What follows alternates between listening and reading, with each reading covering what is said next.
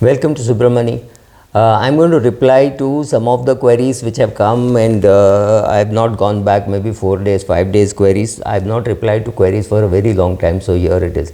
So starting with, do I repeat videos? Yes, of course I do repeat videos. I've got 60,000 people watching my videos now, and when I had put these videos I had 300, right? So will I repeat these videos? Yes, I will repeat the videos. Will I mention they are repeat videos? Sometimes I will, sometimes I won't. It is for you.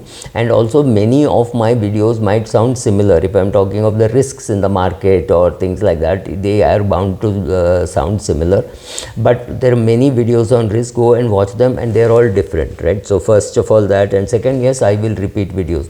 I make no bones about it, right? So now let us look at some of the replies that I've got. Why I did one video saying, why do you want to create wealth? And he says, wealth creation is the best indicator of your skill. Honestly, depends on what your goals in life are. For me, it's not a great indicator, but yeah, for some people it could be. Then I done this, what is Coast Fire, right? So on that, somebody said Coast Fire or Barista Fire are the best kinds of fire out there. You don't need to worry about keeping your job, so you can walk out of your job if it is stressful, etc., etc. I think this also comes in while replying to Death of Anna, and I said it's a choice that she made. People are not at all bothered about the unorganized sector. What about the unorganized sector? The same people who crib about Anna and say corporate should be more understanding, just have a look at how long your maid servant works, right? The housemaid that you have, you call her by whatever name. Some people call her auntie, some people call her maid, whatever it is.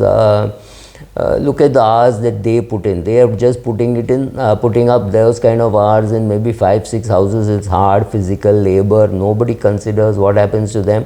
Because we are in the organized sector, believe me, we are less than 5% of the country's population, maybe 7% of the country's population, but because we have bigger megaphones, we make more noise. Look at the bureaucrats. They're less than 1% of the country's population, right? Include retired bureaucrats, they would still not exceed 1.5%, right? And see the amount of hold that they have, that they get their pensions, that the pensions can be modified. Then so they get everything. So just because we have a bigger megaphone, we make more noise.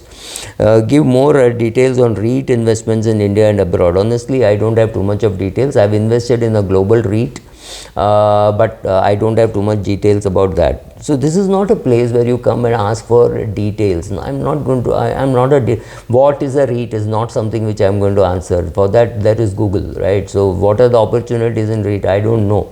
I've invested in one REIT, which is a global REIT. That's it. I don't have any money in Indian REITs. I used to have long back, but I don't have now. Then the doctrine of aparagar, so that wealth can be created irrespective of one's own needs and comforts.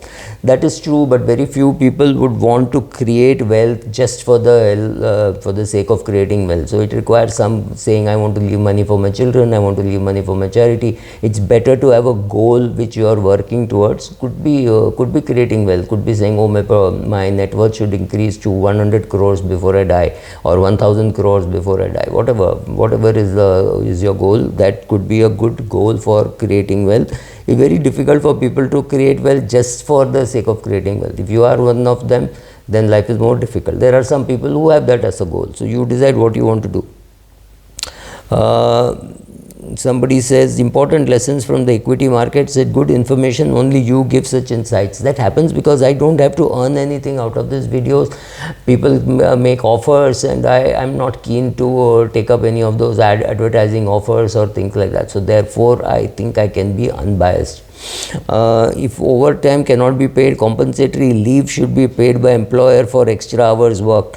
Boss, go and take a walk. People, you have a choice of where to work. Is there any law that says you should work in Infosys or Ernst & Young or Deloitte or any of those places? No. If you think that the work is too much, it is too difficult, and you don't want to do, recently an employee of Bajaj Finance committed suicide.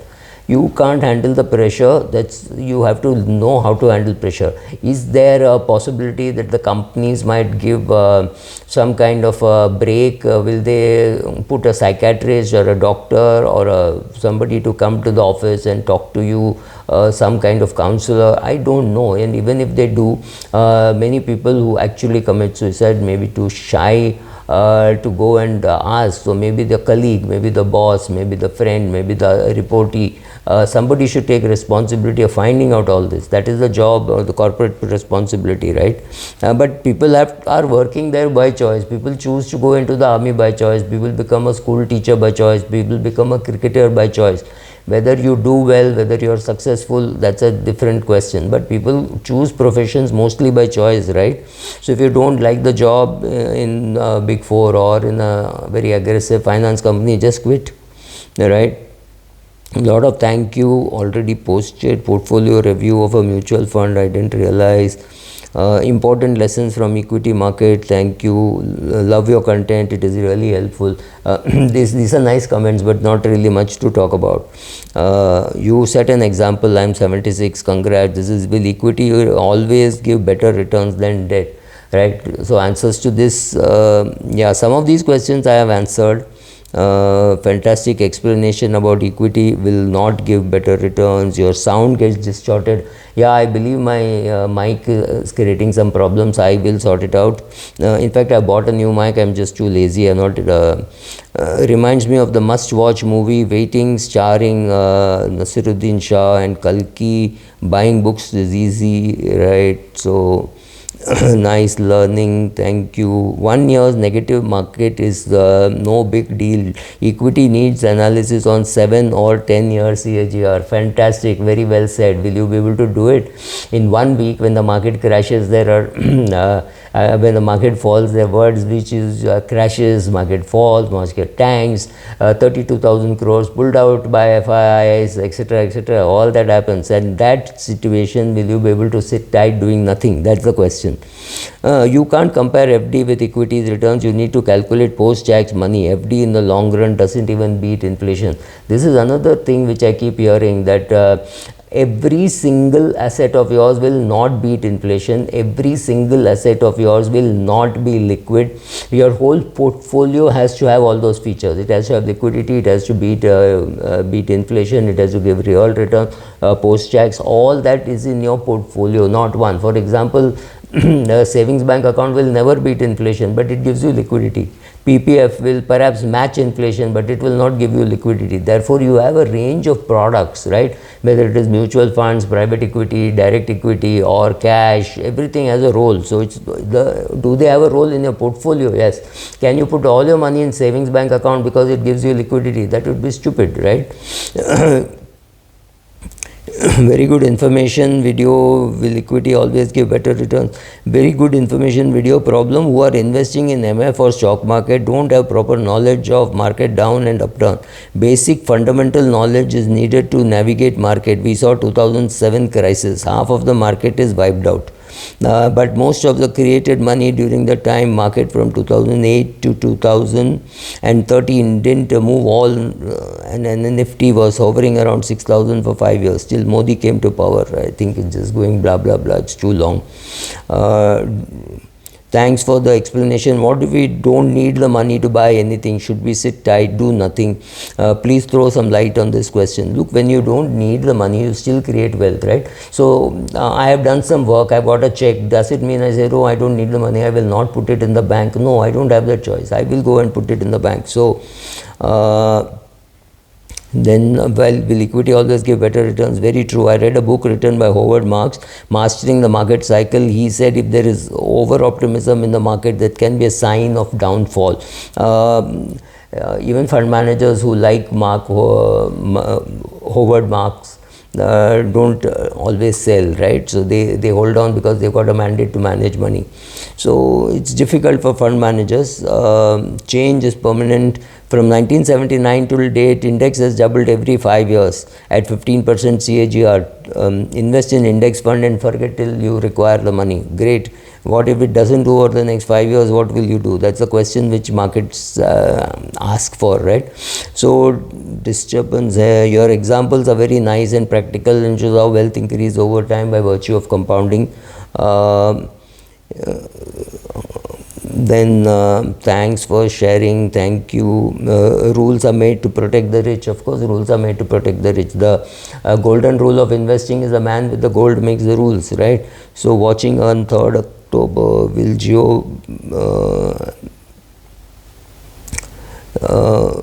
in most countries, opposition talks bad about the ruling party in election season, but Pappu goes and badmouths India. All my politics is on Twitter. On YouTube, I talk very little politics. Many women don't want anything to do with financial planning. You have to convince women that someday they will be alone and they will need help, because it could be maybe you're not around, your children are not around, and that is the time when they will need to take financial decisions which they may have to take on the spot, and that may be a little difficult. There are a handful of experts in the field. I have experimented with a few. What is this about? Oh, this is spam. Somebody saying thanks for the update, and my journey in the current market has taught me a lot of lessons when it comes to investment. Diversification is the key. That is why I have my interest in said on low key. Complete nonsense. I will be deleting this anyway. Good suggestion for predicting market returns. So true. I've started investing in mutual fund only 3 years ago, and my father never invested in equity, only in FD in post office. Good, but make a start. Right, so I think a lot of scam calls target elderly people. Yes, you have to be careful. You have to protect your parents, you have to grandparents, whoever, depending on your age. Who is responsible for them losing money by a spam call? Doesn't really matter who is responsible. Who has lost money, that is the person who has got to be worried.